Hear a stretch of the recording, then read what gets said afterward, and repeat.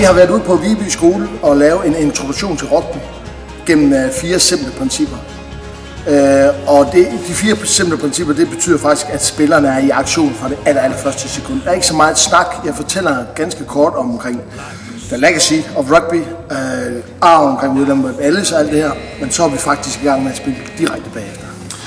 Altså jeg synes rugby er en fantastisk sport, så jeg synes det er helt vildt fedt, at Jens har fået det her sat i gang, fordi at det er et fantastisk spil, og det har så mange nuancer og noget gentlemanship og sådan noget, som man ikke ser i andre sportsgrene. Det er rigtig sjovt. Vi spiller håndbold, så det er lidt anderledes at kunne bare løbe med bolden. Ja.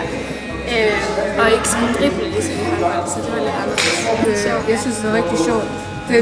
Det lyder som om det er farligt, at det er rigtig farligt, men når du spiller det, så er det faktisk rigtig sjovt, når du bare får bolden, så bare man løber over til den. Ja. Det er så simpelt, men det er rigtig sjovt. Ja, det er rigtig sjovt. For you